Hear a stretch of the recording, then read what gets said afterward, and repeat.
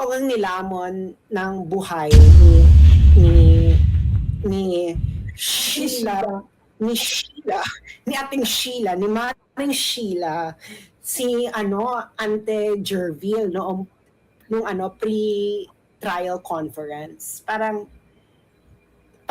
totoo nga, parang totoo chika. Ang nilamon daw niya noon sila Kapunan, yung mga private prosecutor. Okay, habang hinihintay ho natin ang kalawang araw sa impeachment trial nitong si Vice President Sara Duterte, tambay ho muna tayo sa live nitong si Ma'am Joey at nitong si Ma'am Sastrogando Sasot. At sumegway ho tayo sa mga nangyaring ambush interview kahapon dyan sa Senado, doon sa pag-uumpisa ng impeachment ni VP Sara. Pero bago yan, isang like at isang subscribe. Masaya na ho tayo dyan at sa mga gusto sumali sa ating community, yung join button nandyan lang ho sa baba. Ayun na nga, ano ho muna tayo, balikan ho muna natin ang mabilisan kung ano ang mga nangyari kahapon dyan sa impeachment court, ha? At kung sino yung mga pumuntos. Sige ho. Umpisahan ho natin doon sa ika nga kagustuhan ng mga Malacanang senator na ipahiya si Win Gatchalian diyan sa pag-uumpisa ng impeachment nitong si VP Sara at itinalaga nila itong si Chis Escudero bilang maging presiding officer. Ang puntos ho doon para sa defense at para dito sa prosecution. Dahil wala akong nanalo doon. Ika nga, magkaka-numbering system na ho tayo dito. Ika magkakaroon na ho tayo ng puntusan. Ika nga. Di ba? Magkakatarahan na ho tayo dito. Hindi pwedeng. Ika nga yung puntos dapat binabantayan ho natin yan. Pagkatapos ho noon, lininaw ho ng bagong presiding officer na 2/3 talaga ang kailangan para ma-impeach si VP Sara. Na kung saan, puntos na naman ho yun para sa defense, para dito kay Vice President Sara Duterte. Kasi nga naman ipinagpipilitan noong mga nasa prosecution at ng mga iba senador na pwedeng baguhin yan, pwedeng bawasan yung boto na kailangan para ma-impeach si VP Sara. Pangatlo, ipinasauli, return to sender, yung BIR box nitong si Luis Tron, na kung saan gigil na gigil ang prosecution panel na buksan ito doon pa lang sa Injustice Committee, doon sa marking of evidence at maging dyan sa pagbubukas pa lamang ng impeachment gusto na ho nilang kalkalin yung BIR box na yan. Pinabalik ho nitong si presiding officer Senator Chis Escudero sa BIR. Puntos na naman ho yun sa defense. Dahil lang sinasabi ng defense, hindi naman pwedeng pakialaman yan. Bakit na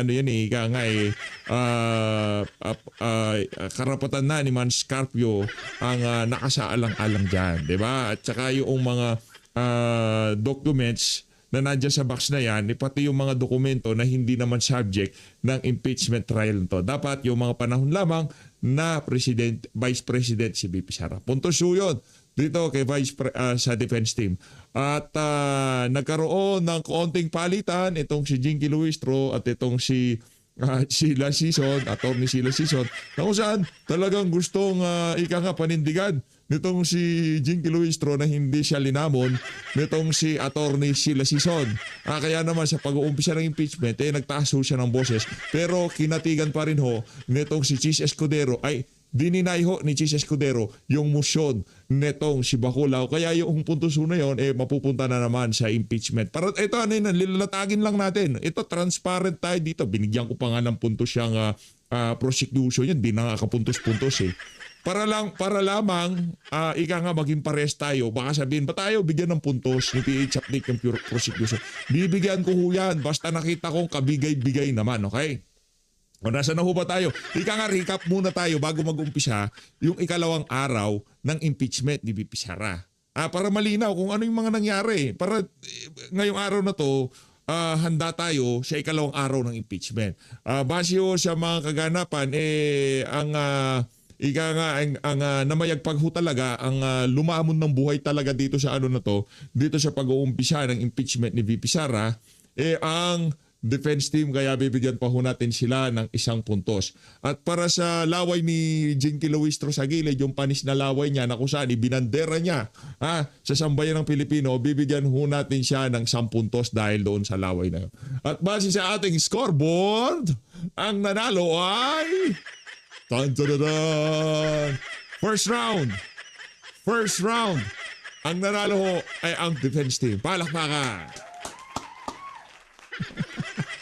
Meron tayong scoreboard. Dapat merong scoreboard. Di ba? Para yung mga puntos na nakukuha ng defense at puntos na nakukuha ng prosecution, makita ng ating mga kababayan. Kasi pagka, kunyari, finorward to ng konti, kung saan nagbago yung puntos, ibig sabihin, merong quotable quote doon. Merong balagbag na sinabi yung magkabilang panig doon. Kung sakaling gusto nilang i-forward yung ating video. Di ba? Ito. Pakinggan nun natin. Ito si Atty. Salvador Panelo. Ang nag-interview sa kanya, itong si kapuso mo, Jessica Soho. Attorney Panelo, your thoughts and your sentiments dito po sa pagsisimula ng trial proper? Well, mabuti na kung ganito para malaman na natin ang mga kasinungalingan o katotohanan. Depende kung sino ang nagsasalita. Let the people decide kung ano. Kasi dalawa magdi-decide dito, yung impeachment court sa taong bayan. Manunod sila. Kamusta po confidence level ng defense side? Hindi ko alam yun. Pero kung ako tatanungin mo, base sa mga nakita ko, walang kaso. Walang kaso. Bakit? Una, Apat po yung articles of impeachment. wala yun. Kasi discuss ko na lahat yun. Walang lahat basis yun. Tingnan nyo there are 20, from what I gather, I don't know if I'm correct, 29 witnesses. 27 of them have been adopted as common witnesses. Anong ibig sabihin nun? Can you imagine? Yung testigo mo, inadapt ng kalaban mo, ibig sabihin, wala kang kaso. Bako! Kayo Matindi yun Isang batikang abogado. Magbibigay na naman ako ng puntos dito para sa sa defense, di ba? Kahit tapos na yung marking of evidence. Yes, maglalagay ka pa ng puntos. Mamaya baka puntosan din natin yung prosecution. Kalmahan nyo lang. Ang init nyo naman kasi. Kalmahan nyo lang. ay abogado at the same time nasa kampo rin po kayo ni Vice President Duterte. Yes. And the process is political but they're saying it's also a legal one. Yeah. Ano nyo doon? Thoughts and It's a position numbers po? game. I think the senator judges, a few of them may be deciding on the basis of what they believe in sincerely, based on the evidence, but most of them will be deciding on the basis of their political future. Given the political climate now, do you think magiging patas po ito? Ano nyo, thoughts nyo? Is it going to be a fair trial? And actually, ang magiging whether it's fair or not will depend on the impeachment court itself. It will depend on the presiding officer and the members of the court. Doon mo makikita kung magiging bias sila o hindi. Right now, magiging premature. Okay. Attorney Panelo, Next. Ito yung interview. Palakpakan muna natin itong si SP Cayetano. SP ng taong bayan. Ngayon kasi, hindi na parang ang hirap ng tawaging SP nitong si Win Gatchalian. Parang pwede pa natin tawaging SP itong si Chis Escudero Kasi kung sino yung nag-preside sa impeachment, siya dapat ang SP. Ang nagpipreside si Chis, siya ang SP. Putahon muna tayo kay SP Cayetano. Magpupuntos ba tayo dito? Wala. Mamaya, kalma. Ang init naman. Ang init naman ng mga kasama natin dito. Kalmahan nyo lang. Ang init Ba't walang sounds? Game. Kasi obviously, may mga powers that be na ayaw yung grupo namin ang majority at mag-resign. Yan. So okay yun, na-settle yun. Because nung nagka-presa sila, si Senator Liv na. But bakit mag-elect ng ibang Senate President? At hindi ko sila maintindihan. Nung bring up ko na sa tamang forum yun, na bakit ang AMLA illegal na tinignan ang bank account ng 3 senador dito sa Senate. Ang sabi nila, huwag i-take up dito, hindi tamang forum. So galit sila pag nagpe-Facebook ako, wag daw Facebook kumarap daw sa kanila. Pero pagkaharap sila, galit din sila at wag daw i-take up dito. We cannot be blind na nagkaugnay-ugnay lahat ito. Having said that, ayaw natin maantala yung impeachment trial. That's why we're just registering a continued objection. But I am concerned na once you bend the law, once you do not follow the Constitution, sunod-sunod na. So despite po ng continuing objection ninyo ay patuloy kayo magpa-participate dito sa impeachment trial? Yes, kaya lang nga, magkakaroon ng mas maraming question on it. In the end, whether ma-convict o ma-acquit ang Vice President, importante ang sinabi ng taong bayan, one, walang selective justice, two, Sa tingin ko ngayon, sa bagay kahit anong galing paghahandang gawin ng prosecution para dito sa defense team, mahirapan ho talaga sila. Kasi higa nga nitong si Atty. Salvador Panelo, pag nag-umpisa ka ng i-adapt yung mga tawag dito, mga witness ng kalaban mo, ibig sabihin, walang kaso. Walang kaso o sobrang hina ng kaso. Mantakin nyo, witness mo na nga yun, i-adapt pa nila. Ganong kalupit, di ba? it is precisely justice. Ibig sabihin, fair at nagkaroon ng due process. Pero apektado ang due process kung papalitan natin pati yung sino mag-preside. Kung hindi importante kung sino mag-preside, bakit nilagay sa Constitution kung sino? Bakit may rules tayo kung sino dapat mag-preside? Senator Cayetano, sa palagay po ninyo, how Si kapuso mo Jessica Soho, ika nga magaling na reporter to. Talagang nakita ko siya, hinahabol niya si Atty. Sheila Sison. Tapos tinututok niya sa mukha niya si Atty. Sheila yung camera. Napanood niyo ba yung video? Papanoorin natin mamaya. Mamaya. Gusto ko kasi tapusin na itong mga ambush interview na to para mamaya umpisa na si pangalawang araw, tuloy-tuloy na yung balagbagan natin. Ha? Tsaka yung ating pag na-number, kung mali ako, pwede kayong mag-comment sa baba. Di ba? Para makita, baka kasi akala ng mga kasama natin dito sa PH Update, para tayong si Win Gatchalian dito na nakatanga lang na ganyan. Nakatuod lang tayo, hindi tayo nakikinig sa pinag-uusapan. Yung tipong para matapos lang yung video, nasa gilid ka lang, di ba? Para hindi ka lang ma-reuse content, di ba? Lalagay mo yung mukha mo dyan, gumagana yung video. Hindi yun gano'n. Pinakikinggan, iniintindi ho natin ang mga kaganapan na yan. Kaya siguro, yung mga kababayan natin, talagang nakaantabay dito sa PH Update. Na iniintay nila kung ano yung mga kabalbalang sasabihin. Hindi tayo alawin dyan na dito. Yung tipong nakatayo lang dun sa gilid, nakaupo lang, nakatanga lang. Gaganyan-ganyan lang. Walang. how should the public appreciate ito kung mga balitaktakan na nangyayari po sa loob ng impeachment trial? Because it may sound all too alien or, too gobbledygook for a lot of our people. Yeah. Because simple lang, no? People should demand better government. People should demand total accountability. So we're here, we're present, we're going to hold the Vice President accountable. But let's also hold accountable lahat ng involved sa flood control at yung iba. So kung ma-schedule natin ng 30 weeks na tuloy-tuloy yung trial, bakit hindi ma-schedule yung flood control sa Blue Ribbon Committee? Diba? So sa tanong mo, how should they appreciate? Tsagain nyo lang po, day by day, hopefully yung mga dean, yung mga legal experts ma-explain ito in a non-partisan way. Ang problema talaga, Jessica, is masyadong partisan lahat nila. But the point is, they can also read. Ano ho bang balita sa flood control scam Wala nga hearings? Dun sa magkaroon ng impartial na hearing, impartial na trial, lahat nagsasang-ayon ito. Ito, meron na. Pero yung magkaroon ng Blue Ribbon Committee hearing at ilabas kung sino yung mga talagang witnesses, wala.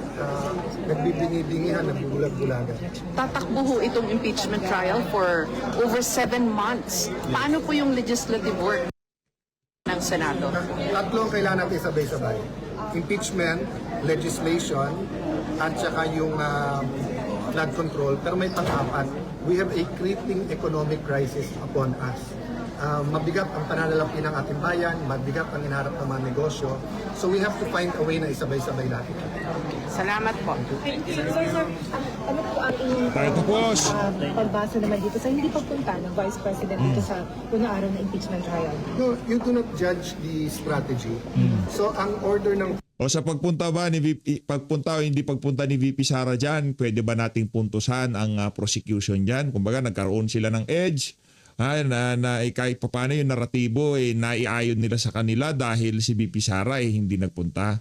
Sa tingin ho natin, hindi natin mapupuntosan ang prosecution dyan kasi napaliwanag naman ni Attorney Sheila Sison kung ano yung mga dahilan kung bakit kahit hindi magpunta si VP Sara, okay lang.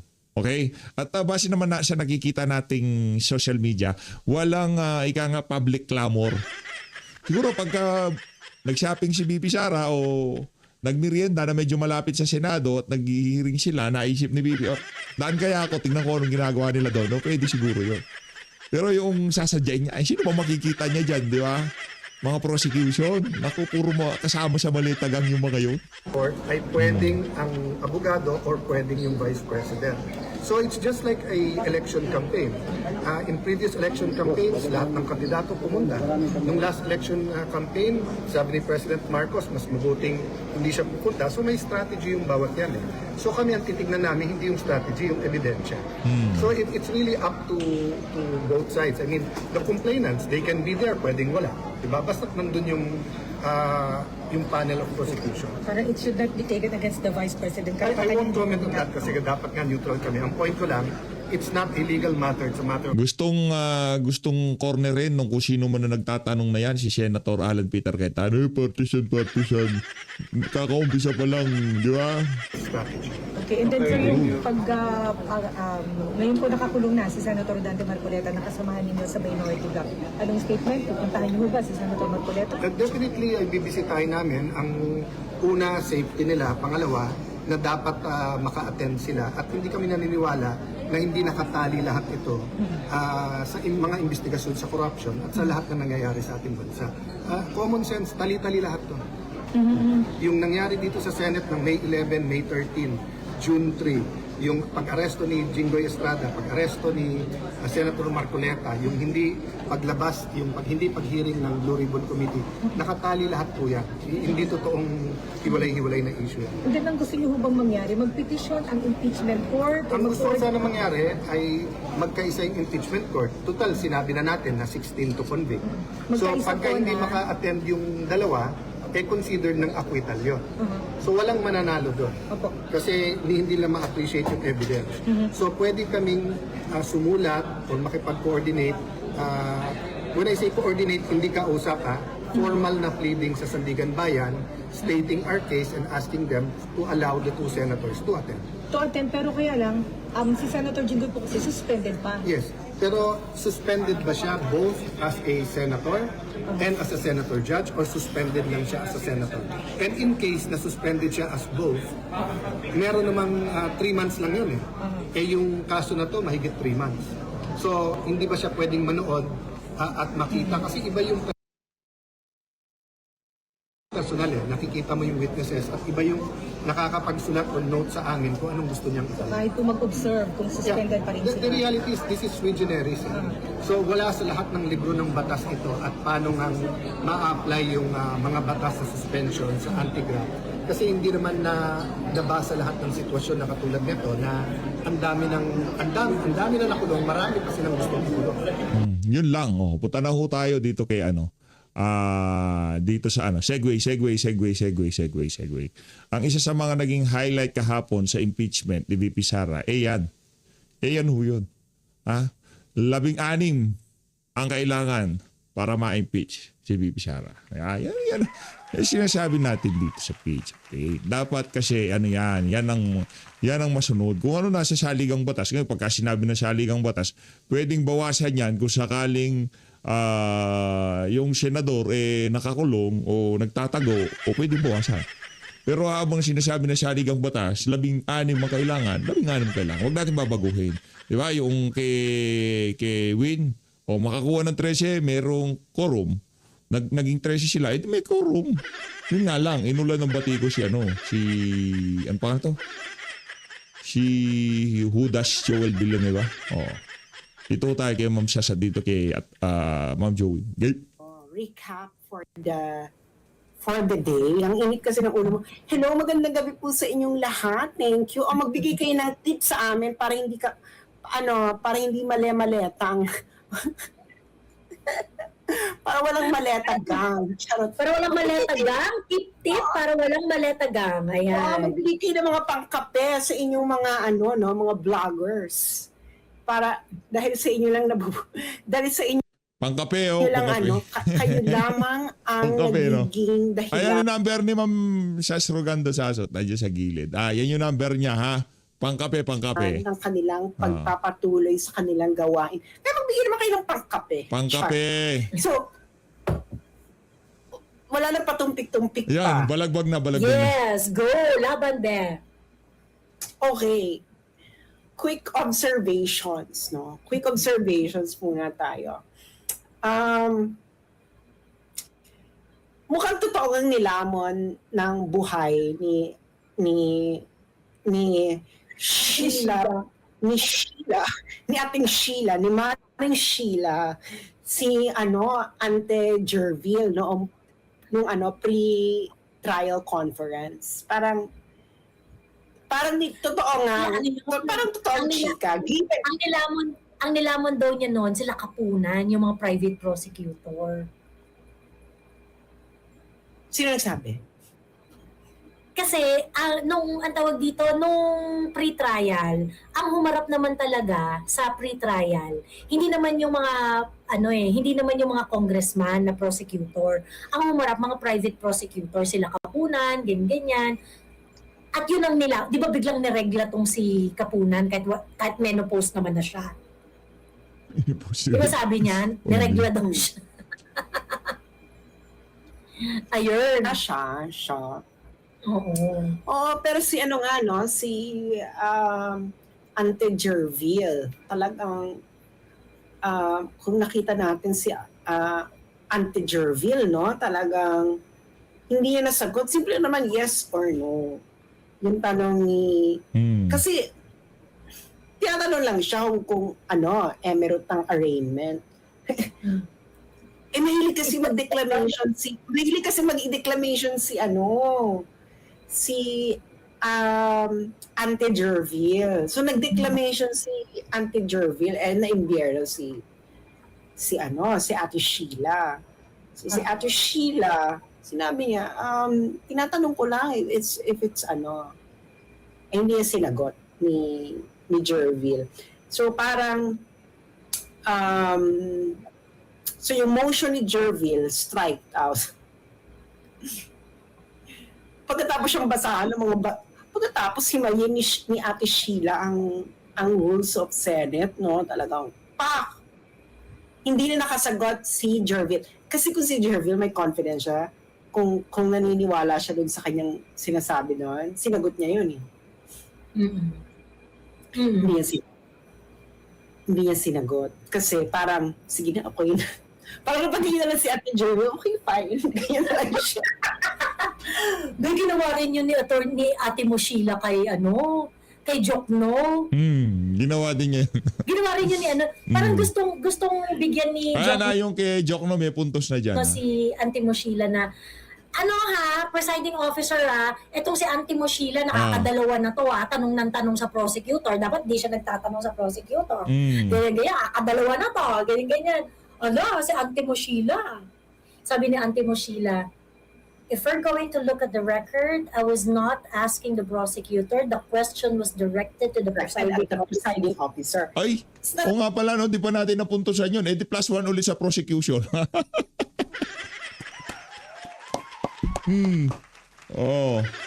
Tahimik na uli si Uncle Joel. Tahimik siya. Kasi kung naniniwala siya dun sa kanyang panindigan, nilaban niya yun. Kasi si Ate Sheila mo palaban eh. Ay, hindi, mali kayo. Ganun talaga siya. Itong chika. So, ibig sabihin, Gusto ko lang pakita yung vibe, no? Yung vibe ng dalawang panig. Yung prosecutor, parang wala silang gana.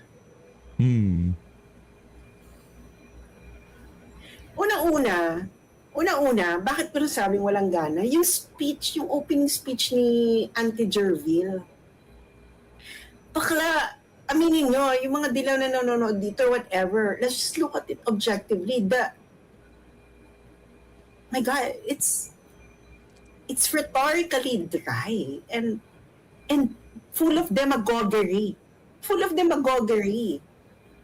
So, alam na namin yung sinasabi mo, bakla, paulit-ulit mo sinasabi sa TV yan eh. Oo. Paulit-ulit mo sinasabi television. Wala bang, baka opening speech to. This is an impeachment trial. And you are impeaching a public officer who got the highest ever votes in Philippine history. So, make it everyone's wild. Dapat yung... Naglatin si auntie mo Jerville. 'Di ba? Yung ang tawag dito, sabi niya parang hindi kailangan yung speech niya yung speech niya is justifying the impeachment. 'Di ba? So parang hindi niyo na kailangan i-justify yung impeachment kasi nag-i-impeachment na. Wala namang issue na i-justify mo pa yung impeachment. Kanino man yung dinajustify sa senator judges or dinajustify niya sa taong bayan? In fairness, parang dinajustify. In fairness, sinijustify niya sa taong bayan kung bakit kailangan ng impeachment. May bagong kahulugan daw ngayon ang SP. Kasi Alam niyo ano? Salim pusa. Yun si Will Salim. Sabi, pambira, mga bastos. sabi ng taong bayan, ano ba yan? Siguro feeling ko, nagkaroon sila ng internal survey na parang yung mga tao, ano ba yan? Wala akong pakialam nyo sa impeachment, ganyan. Siguro ganun yung internal survey nila. Kaya siguro ganun yung speech ni Jerville. Kaya nga mga umpisa niya, para sa mga driver sa OFW, siguro iniisa-isa niya yung sinurvey nila na hindi namin bet yung impeachment. Wala naman kinalaman sa buhay namin yan. Ganyan. Parang ganun yung eksena. Ay sinabi niya na may kinalaman sa buhay nyo. Kaso yung explanation nyo kung bakit may kinalaman sa buhay nila, lagpag pa rin. Kasi ang issue ng karamihan ng taong bayan ngayon yung flood control. Correct. Dahil yun talagang may issue sa kinalaman sa buhay. Yung issue mo, gusto tigilin yung presidente. Napaka-self-serving, no impeachment Violence daw. Hindi natin kailangan ng violenteng vice president. Mali nga yung inaano niya eh. Parang, sabi niya, first time natin ng vice president, papapatay ng Pangulo para lang makaupo sa pwesto. Hindi ba yung sinasabi niyong threat, ang sinabi doon ni Inday, kung mamatay siya, tagihin niyang si ganyan. So, paano siya makakaupo? Patay na nga siya. Kaya nga gusto niya, nagbilin siya na tigihin mo yan kung mategi ako. Hindi sinabing tigihin mo para makaupo ako. Parang, iba na yung, alam niyo, iba na yung accusation. Biglang assassination attempt, as in live, as in ngayon, habang nakaupo. Wala namang ganun na. Kaya makikita mo talaga, the prosecutor, wala siyang substance. Bakla talagang, ang ina, kung sinong senador ang bumoto nito, kung makonvict dito si Inday, putang ina, lagot kayo sa taong bayan, putang inang issue. Bakla, ano yun? Diba? True. So, feeling talaga, wala silang kalatuloy-toy, the opening speech is not opening. you know, aminin mo ba? Aminin mo pag opening, kailangan pang-opening talaga. Opening, ganyan. Kailangan talagang diba? Talagang dapat umaano tayo dyan, diba? Opening talaga. Body break. Pang-body break talaga yan. Body break. Diba? Tapos, ang hilig niyo pa i-compare si Luis Ro kay Miriam. Bakla, ang inang opening speech yan. Tang ina. Kahit siguro TV interview ni Miriam na hindi sinulat, mas maganda dyan. So, ang layo. So, don't make it's not gonna happen. The comparison, like super layo. Kung ito ang Miriam Defensor ng Gen Z, I really feel sorry for you because the standards plummeted so much for your generation. So parang, Kung ito na yung kabibiliban ninyo, kung ito Oo. na ang standard sa inyo ng talino, kids, kumawa Parang- kayo. oo, nakakaawa kayo. But do I care? I don't really care because that's your life, to each their own. Pero yun na nga, ako no, kung maganda yung opening speech ng kalaban, pupurihin ko. Because, ang taray, gagayin ako. Ang galing. Yeah. Pero, this one, tsaka siya, be. Like, tsaka yung opening speech. As in, yan ba yung mga tipong, i-quote mo? Wala kang quotable. Wala siyang quotable quotes. And yung yung parang sinircle out niya yung kanyang opening statement by saying na ang tawag dito, Vox Populi es Suprema Lex, ganyan. The voice of the people is the supreme law. Bakla ka ng taon. Bakla ka ng taon. Ang gusto niyong ipa-impeach yung pinili ng taong bayan ng 32 million. 'Di ba? Yun ang supreme law. Yung nung nangyari noong 2022, she received the highest mandate of any Philippine national politician, of any national politician. Yun ang supreme law eh. Sabi, according to your, parang final, yung pag-circle out mo ng iyong opening statement, sinasabi mo na at the end of the day, kaya nyo ginagawa to kasi nga nakikinig kayo sa voice of the people. And the voice of the people is the supreme law. Eh dito pa lang, di na kayo nakinig, be.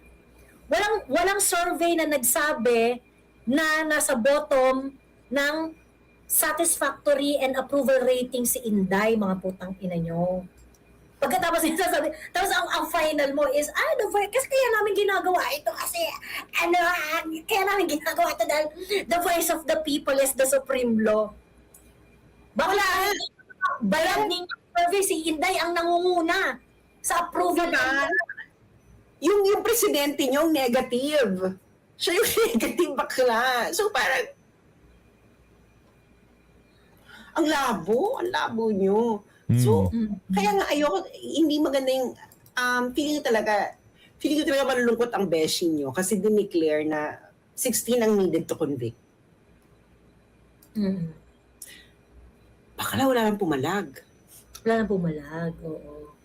Hindi kasi Hindi, isa lang ibig sabihin niya kung bakit wala nang pumalag. They don't care anymore about convicting Sara. Yeah. Mm. Ito mga nangyari kay Marcoleta, kay Marcoleta, this is revenge. Mm. At ang kinaka, ayaw mong tumigil Oo. Revenge yung Baka gagamitin na lang nila tong impeachment as smokescreen and then they're gonna do other things behind the scene like focus on the no election scenario, mga ganyan. Oo, or kukunin na lang nila yung mag-ano na sila, mag-iimpake na sila. Where well, depende kung na-defrost na yung pera, no? Kasi nabigyan na ng go signal ng Sandigan Bayan eh. Mm-hmm. Kasi yung claim na lang talaga ng Philippine government ang balakid para ma-defrost po ang fruits and vegetables. Okay. Wala na. Biglang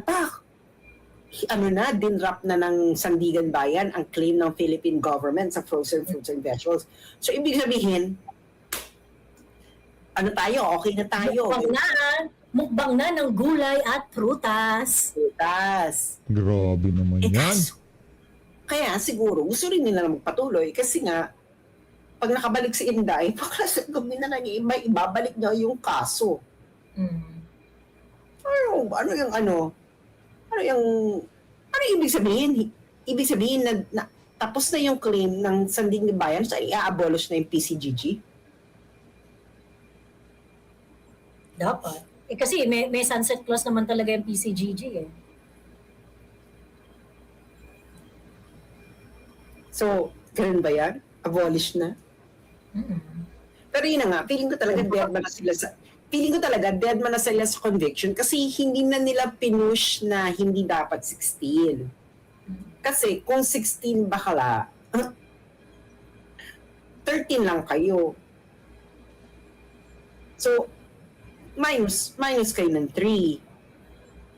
Wala pa kayong 3. Kaso, yung mga nandyan sa inyo, feeling ko may mga babaliktad pa dyan. Tingin ko din. Oo. At feeling ko, kung hindi sila babaliktad, mag-abstain. So, Mag-abstain. mababawasan, ano? Oo, babawasan. Mag-abstain niya. Una-una, kita mo na hindi sure ang conviction. Kung senador ka, join ka pa dun sa 13, mag-abstain na lang ako, bakla. Kung hindi ako join ng mag-abstain na lang ako. Diba? Kasi hindi talaga kayo sigurado, hindi na talaga siya mako-convict. Una-una, hindi na siya mako-convict. Tapos, ito pa yung nakakaloka. Yung mga tao nyo, yung mga kasama nyo dyan, hindi marunong sa batas. Yung sa kabila may Cayetano. Tinanggal nyo lang si Marcoleta para mabawasan ng isa pang maingay. So, dalawang Cayetano. Tapos Amy Marcos pa. Marcos na marunong din sa Emerald. Correct. So, kahit Very articulate din, ano? Very articulate din. very articulate and very sharp. So, kahit yung tatlo lang, ano pa naman niya doon? So, anong gagawin nyo? Malalampaso kayo? Ikikenat-kenat nyo lang? Ikikenat-kenat nyo lang yung eksena? So, can you imagine, tinanggal nyo nagtanggal kayo ng tatlo. So, wala pa rin. Ano pa rin kayo, girl? Talo pa rin kayo. Kahit yung 13 pa, bumoto ng solid to convict, short pa rin kayo ng tatlo. Sino na may papalipatin yung tatlo? Ano sasabihin nyo kay Bato? O bumoto kayo ng para, ang package deal ba dyan? O para maangat natin itong mga level. Kasi, wala. Hindi siya, sino pa yung tatakutin ninyo? Baka kahit ikulong nyo yung minority, hindi pa rin kayo mananalo. O di sabi ng minority, tulog nyo kami lahat, bahala kayo, ano gagawin nyo sa Senado? Oo. Hindi ba? Bastusan na. Pero yung sinab, nung walang pumalag sa 16, girl, kaya lang nila tinanggal si Marcoleta kasi gusto lang talaga nilang bawasan ng mananalag. Kasi this is already a game of Ang gusto lang talaga nilang gawin dito is Manghiya. na lang. Okrayin lang talaga nila. Wala namang bagong lalabas dyan, girl, sa mga ebidensya nila, ng mga nilagay nila sa impeachment trial. Ano mo gagawin ninyo?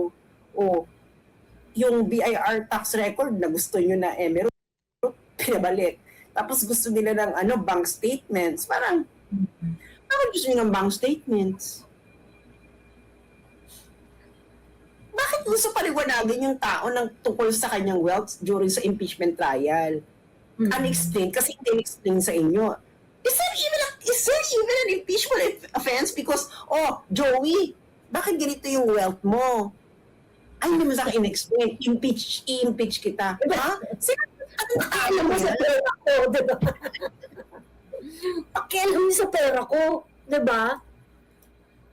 Just me. Ayun. Well, anyway, in the early part of the impeachment trial, Senator Alan Peter Cayetano and Senator Pia Cayetano emphasized the need to clarify procedural issues, para dito sa impeachment trial. And I think that is a very, very important question. As we go along, merong hanging question dito na, is the Senate doing the right thing?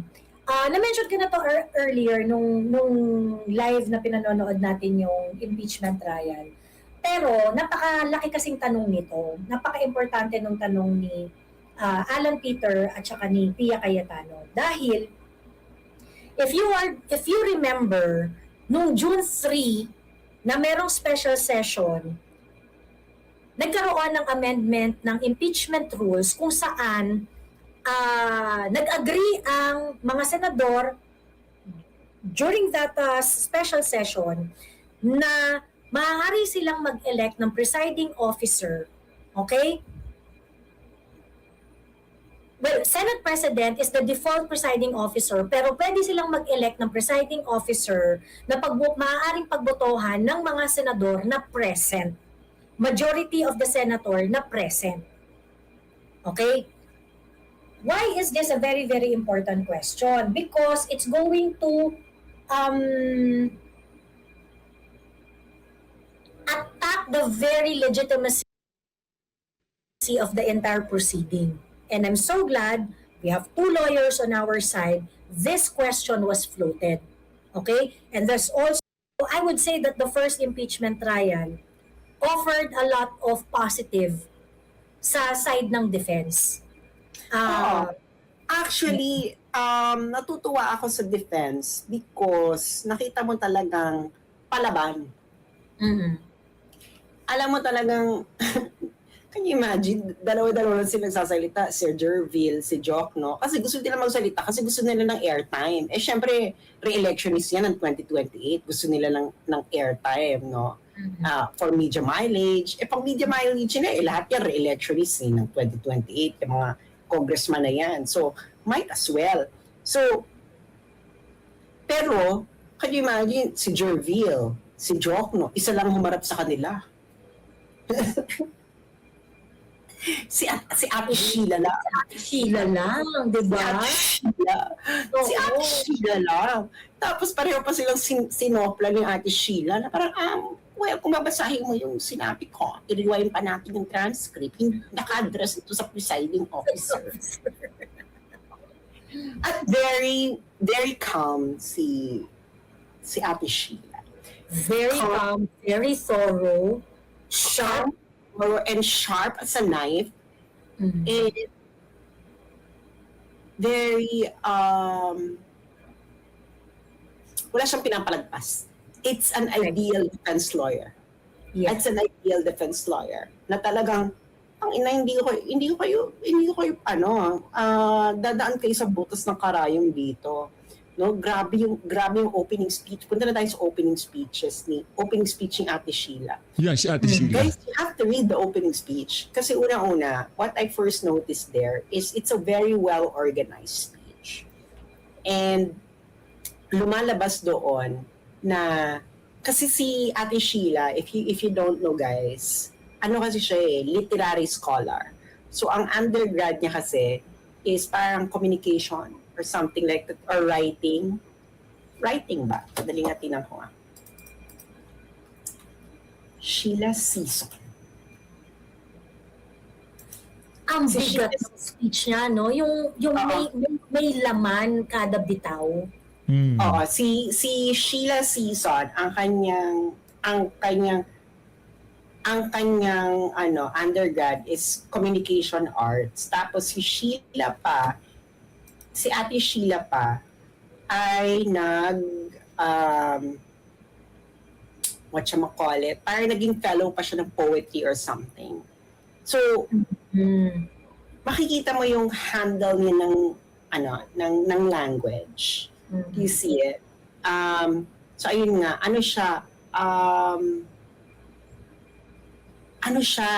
UP Los Baños, Bachelor of Arts in Communication Arts, major in writing. So talagang, Talagang marunong sa language si marunong talaga siya sa language, di ba? And then, tas nag-law school, of course, no, may legal training siya, and then may emerite siya, literary training. So hindi mo siya mapapaikot rhetorically and legally. Yun ang mahirap, girl. Yes. Yun ang mahirap. Hindi mo siya mapaikot legally and rhetorically. So ngayon, ang makikita natin ngayon dito sa ginawa niya, very well organized and very well structured yung kanyang speech. And grabe yung isa doon yung patama niya na yung live with modesty. Yung may kinote siya from the Constitution. Tapos sabi niya na this doesn't only apply to the Vice President. Parang ganyan, di ba? It's also applied to to all public officials, including parang prosecutors who themselves are public servants. Alam mo yung merong yung speech ni Ate Sheila,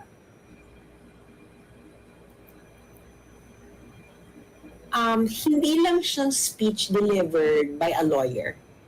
It's really a speech delivered with sincerity.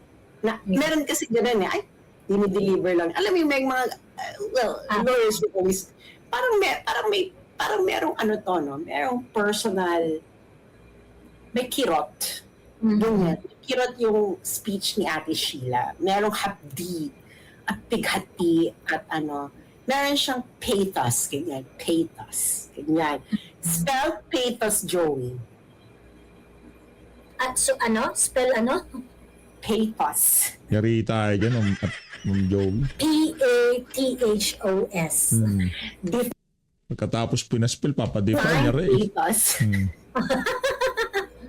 We need to get ChatGPT. Ayan. It's a rhetorical strategy or literary device used to evoke emotion in an audience. Pero yung kanya kasi, kaya alam mo talagang, meron talaga siyang training sa writing. Kasi classic model kasi yun ang writing . Kailangan, triangle yan . May pathos ka, may logic, may logos, saka may ethos. So kailangan, ita-target mo yung tatlo. Ethical, logical, and emotional in order for the speech Kaya kay Luis Tro, puro lang emosyon. Kaya nagmukha ho siyang clown doon. to be persuasive. So this is the Aristotelian model, which I think na it was being taught in communication writing kasi classic model kasi yan . So yung kay Jerville kasi, pag titingnan nyo guys, it's just full of emotional appeal. Pero walang kulang sa... Walang logical, walang ethical. Walang ethical, yes. It's So panay panay emotional appeal to emotion. Tapos, situation. yung mga ginagamit pa ng mga linya ni Jerville, because this is stale. This is stale. Mga Latin mo, very stale, yung mga Vox Populi. Bakla pang, pang fourth year high school, student council government speech. Yung mga Vox Populi, Vox Dei, bakla, parang, it's very, hindi siya fresh. Di ba? Bumubula pa yung bibig mo. Anyway, tapos, yung delivery pa ni Jerville, Padiri si Luis Tro, bumubula. Laway-laway pa sa gilid.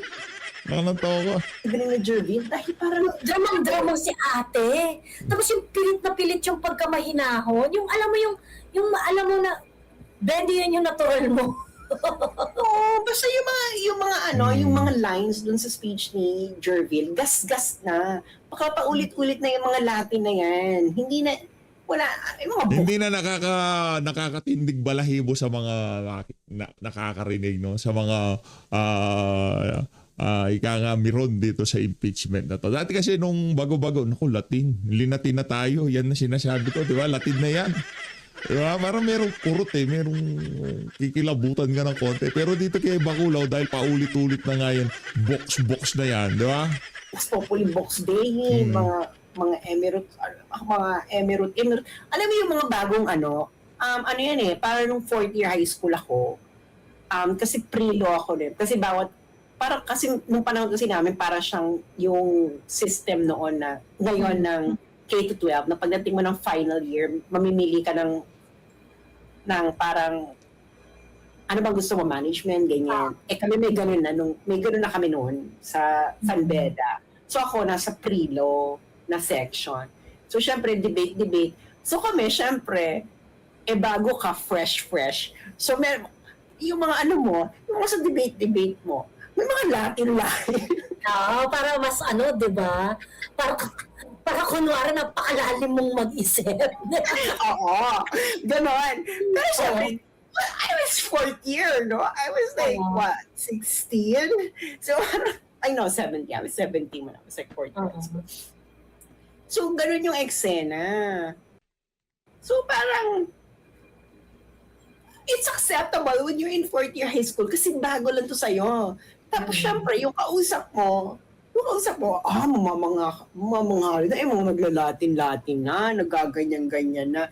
Kasi pang ano yun part of rhetorical boost kasi yung mga Latin-Latin sa debate noon. I don't think now, no? Pero looking at that time, oh my God, cringe, but I was a teenager. still trying to use newfound phrases. Ano mo yun? Pero ito bakla, nasa harapan ka ng senador, nasa ano ka, tapos very historic ito na moment. Gagamitin yung mga pinakagasgas ng mga eksena. Walang literary, there's no Literal na bumula bibig ni Jinky Luis to. No? Literal talaga eh. Nakikita mo na walang literary intelligence si Luis. Yes. Walang moist.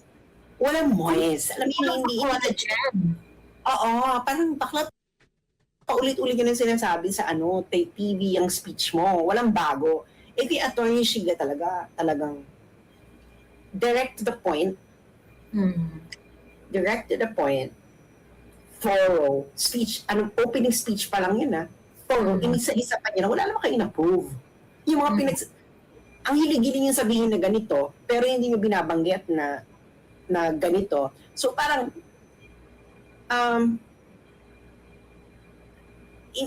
actually nandun na yung argument ni Sheila na akala i-dismiss niya to.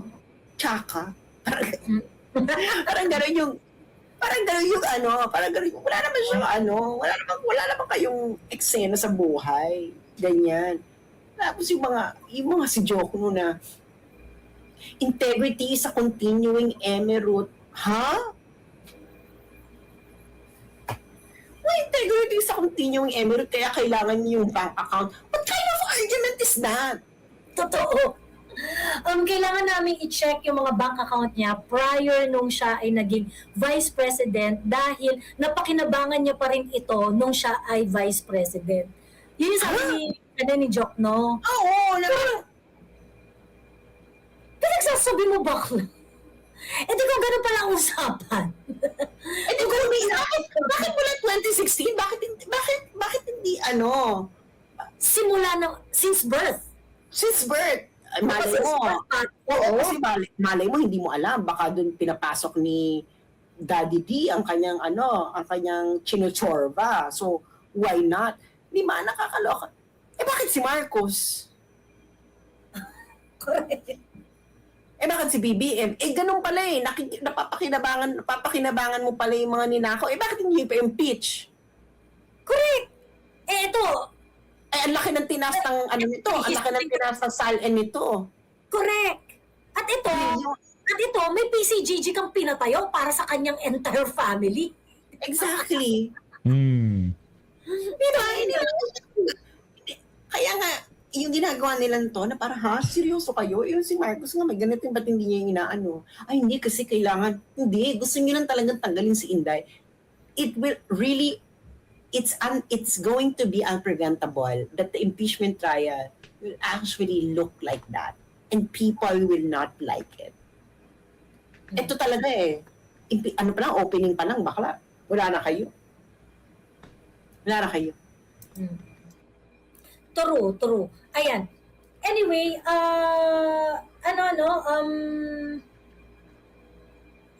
after the opening speech of Attorney Sheila and yung opening speech highlight lang natin ng very, very slight. Ngayon ko lang ko ika nga, i-plug ko lang yung page ni Ma'am Joey Cruz dito sa page update. Punta ko kayo dyan sa Joey Cruz kung gusto nyo mapanood yung kabuuan ng talakayan nila na yan. Netong si Ma'am Sastrogando Sasot. Aalis na ho ako at malapit na mag-umpisa yung mga uumpisahan nila dyan. As always, maraming salamat po sa support sa page update. Mag-ingat po kayo lahat. Mahal natin Pilipinas. Yan may kasabihan mag-ingat kayo sa inyong mga hinihiling. Baka magkatotoo. Hiling sila ng hiling na impeachment, trial, impeachment, trial. Oh. Ngayon nabigyan sila. Nagmukha ho lahat silang tanga. So always, maraming salamat ho. Punta ko kayo dyan sa live na yan. Itong si Ma'am Joey. Ingat ko kayo lahat. Manat Pilipinas.